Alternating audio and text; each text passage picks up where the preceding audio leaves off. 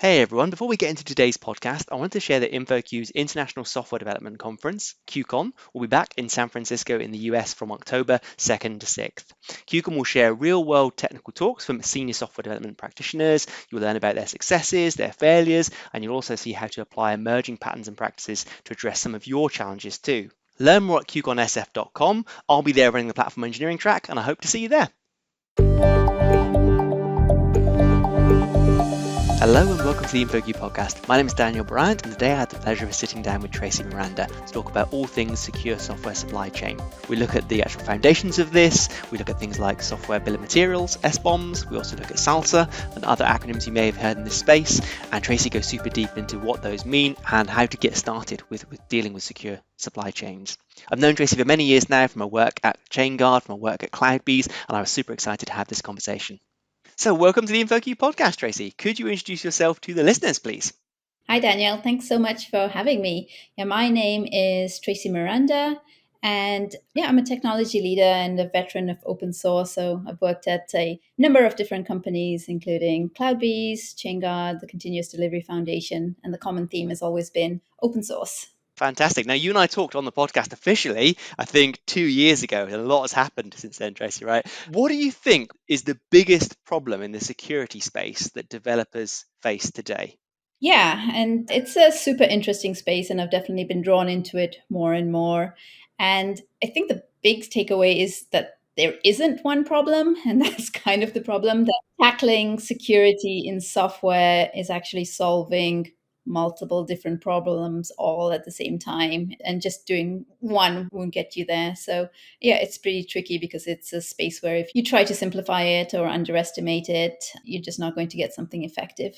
Fantastic. Do you think DevOps and those kind of approaches have helped over the years? Because now we're seeing I think it's 13, 15 years DevOps has been around.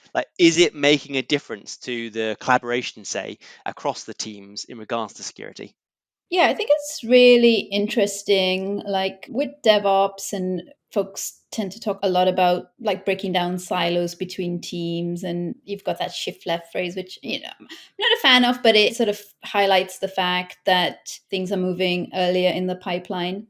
But security actually has been pretty resistant to a lot of those patterns. It's been super hard to shift left security as such. Like it's still seen as a very top down type of approach. Security teams and infrastructure teams aren't as sort of well gelled as they need to be to support each other effectively. So I think we're still in the early days. I think, the whole DevOps, and we've had the DevSecOps iteration, but there's still a long, long way to go on that road. But the good thing is that we do seem to be heading as an industry in the right direction, albeit maybe a bit slower than we need to be.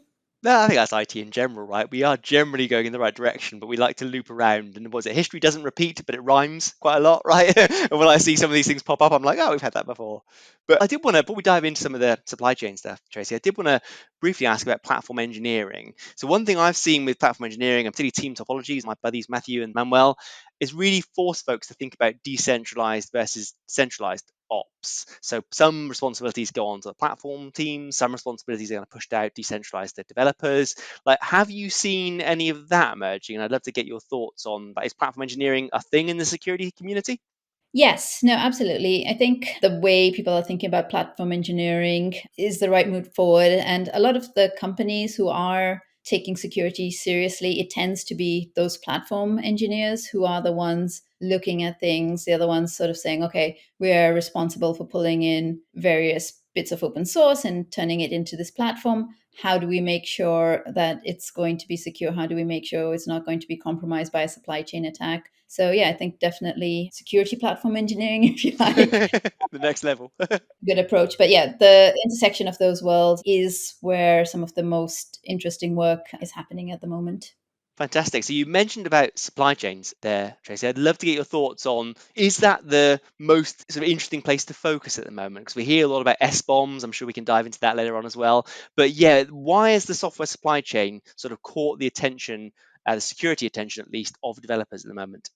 Yeah, it's really interesting because for a long time, there's a lot of focus on application security. And you can almost say we did a decent job in different communities that it became harder and harder to attack applications. And actually, the supply chain then became the weakest link. So you would have people, just not really protecting their CI/CD systems, not treating them in the same way they would with production system. So this became a real vulnerability.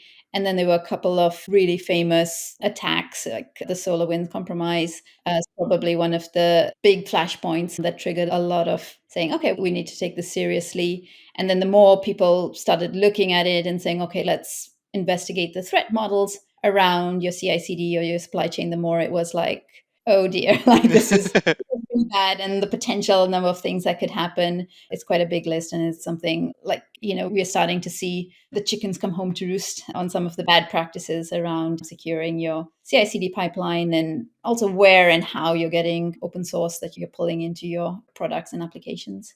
Yeah, great. So we do see a lot of mention of software bill of materials, SBOMs. And I know you and I were talking off mic, a lot of folks, that's SBOMs, SALSA, it's all these acronyms, right? And I know we all love acronyms, but could you break down some of those things for us and help us actually understand why should I as a developer be interested in a software bill of materials? Yeah, absolutely. Like I said, we're still in the early days of trying to figure out, what does an ideal secure stack look like?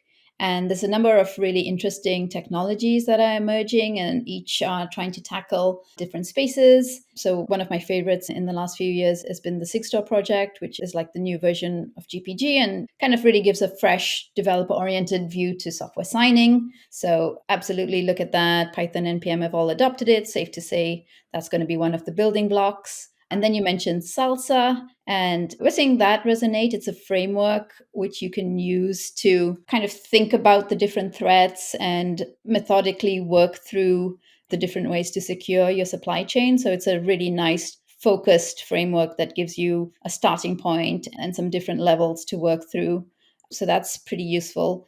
And then maybe the third S is Sbombs, which is, totally really, really interesting. This Sbombs get a lot of buzz. Everybody wants to know about them. There's a lot of hype associated with them. And yeah, we could spend a lot of time talking about them. But yeah, for those not familiar, it's a software bill of materials. And it's looking to be a format for which you can describe exactly what components go into a piece of software. And if you think about it, like it's a pretty fundamental problem. Like if you go and talk to companies and if you go and talk to open source projects and you say, can you tell me what software you're running and where you got it from? You think that would be a pretty basic question, right? Turns out it's super hard and it's super difficult. And all these big companies and small companies actually don't really know what they're running, and they don't know where it came from, and they don't know whether it's liable to specific vulnerabilities. And the log4j vulnerability, that kind of highlighted that in a really stark way, that nobody's got this full inventory of what they're running, and it's a major, major problem.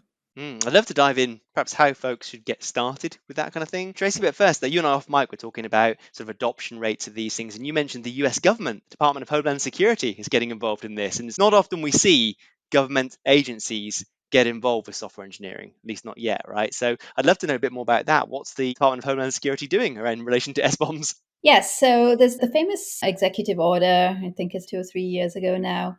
And this was the response to cybersecurity. And it's one of the first executive orders that mentioned open source. I think it mentions it about 4 times. But part of the crux of it was that that order really honed in on software bill of materials as a key part of the solution. So, like the base of the stack. And it tells us a couple of interesting things. One side is that the US government is really seeing that as a fundamental piece of the puzzle and really is betting that we need innovations and we need developments there. And that's what's going to be the key to solving things, whether or not industry agrees with that. It has been pretty controversial and there have been mixed reviews to that. But yeah, if I can share a bit more. So it's not just an order, but like the US government has taken it one step further, and they're actually conducting a pretty interesting experiment. You could sort of say it's a 1.4 million US dollar experiment. So the Department of Homeland Security actually set up an innovation program where it invited companies to apply for funding for SBOM projects in open source. So they're putting their money where their mouth is. And so they said, okay, we want people to develop technology and do it in open source. And it's all got to move the state of the art of SBOMs forward.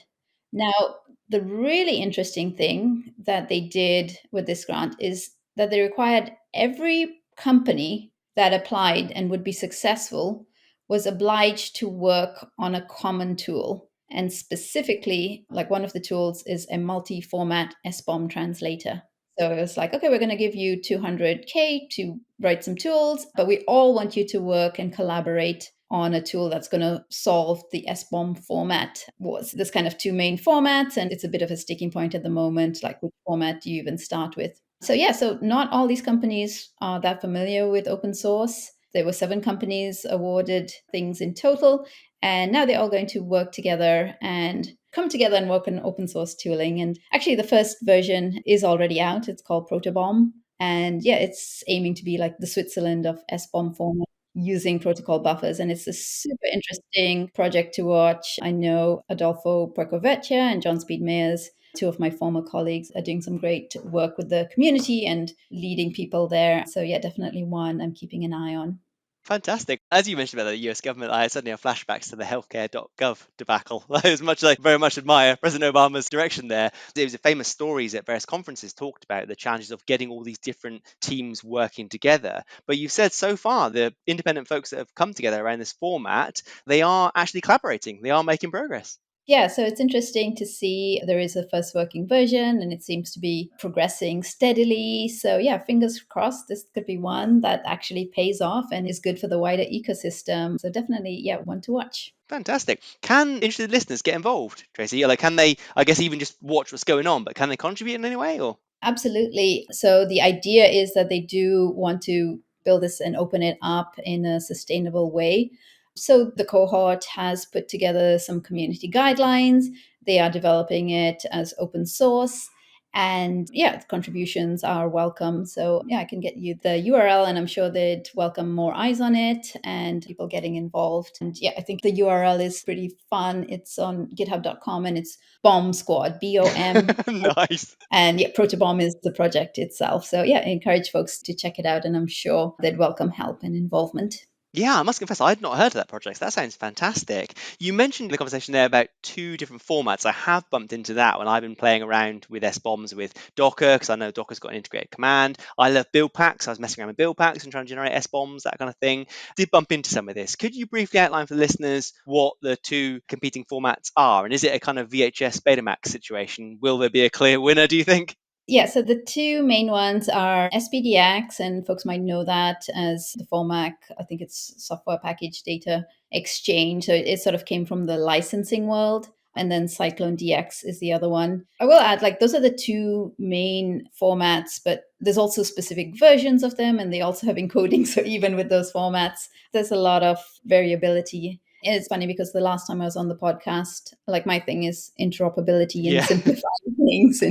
And this is one space like we don't want to get that wrong. You know, we think the 2 different things have different approaches. And, you know, some people will say Cyclone DX is simpler if you're getting started, but SPDX has a wealth of metadata that allows you to do rich specifications. But I think if you take a step back, they're 80% very, very similar. And it's not great for people in the industry to come in and try to deal with the inventory problem, try to deal with software supply chain, and they're stuck at the first hurdle. And unfortunately, part of it ends up in a bit of religious format wars, something we totally need to avoid. And I think that's why folks are excited about Protobomb, because I think it will sidestep a lot of that. That's the hope. Hopefully, it doesn't just put out yet another format.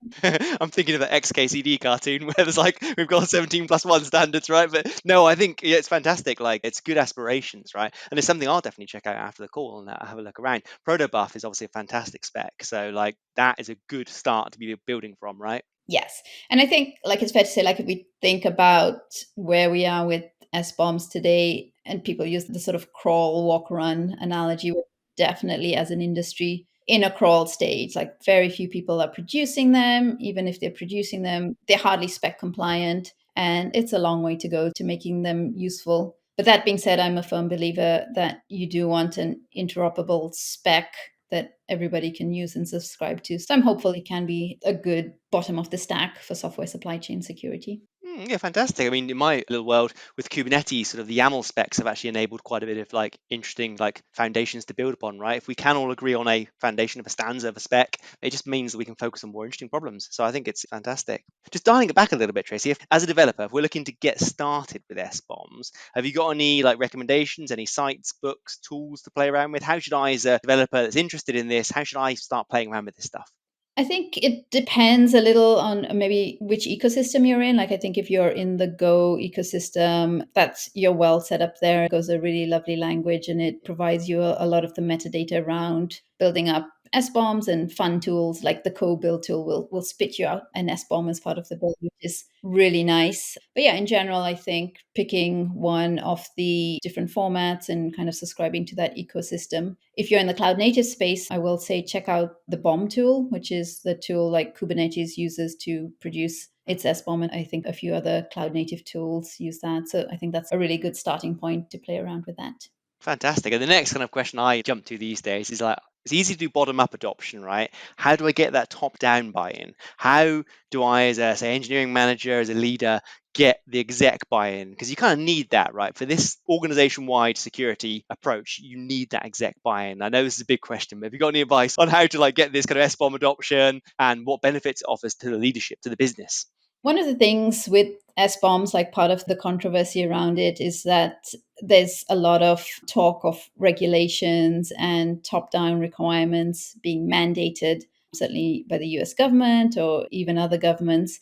And that's received a lot of pushback. And I'll say it's kind of limited and it's a bit of a chicken and egg situation. Like you want to require people to have SBOMs, but the tooling and the standards and the things makes it really difficult. Yeah, but I think just going back to the fundamental problems organizations need to solve, like just thinking about the fact you just don't know, like you can't run that software inventory. I think highlighting that that's so fundamental. There's a couple of organizations I think who will move forward, and certainly the big cloud providers I think will start leading the way. So and then I'm hoping it will be a case of using that FOMO just to show what other people are doing with SBOMs and just pushing along and having everybody start producing them. We were talking off mic, Tracy, about a very interesting case study you had with eBay and SBOMs. I'd love to hear a bit more about that, if that's possible, please. Yeah, about a year ago, I had the pleasure of speaking to Justin Abrams at eBay and just learning more about their SBOM strategy and the practical considerations they were facing. And it was a super fascinating conversation. So what they shared was, SBOMs are a key part of their wider software supply chain security initiative. And they have a code base which multiple languages, so Java and JavaScript is always something I have a few more concerns around. So a couple of things they shared. So one was that formats didn't really matter to them. They were able to generate SBOMs in multiple formats, so both SPDX and CycloneDX. And as far as they were concerned, the file sizes were pretty small. And they had two key consumers. So one was the security teams, which I think lots of people expect and are familiar with, and they wanted to use the SBOMs for vulnerability management. But the other one, which I hadn't come across before, was they saw as an internal consumer was their OSPO, so their open source program office. And the OSPO was interested in using the SBOMs to understand which dependencies they were reliant on, and then doing health checks on those and maybe thinking about, yeah, if we're using this open source project, is it healthy? Should we help sustain it? Should we be contributing? So yeah, I thought that was a pretty fascinating way to use SBOMs. And in general, they also did a lot of work on SBOM quality, and that was pretty interesting. I'd love to know a bit more about SBOM quality, actually. Can you break that down for us? So there's a lot of questions about how useful are SBOMs and what is the quality. Unfortunately, like in the case of eBay, they found that it was pretty poor, that even the SBOMs they could find out there weren't even spec compliant. But another aspect of it, I find, and this is more general, is that a lot of the SBOMs we have generated today are what I would call like guess bombs. Oh, no.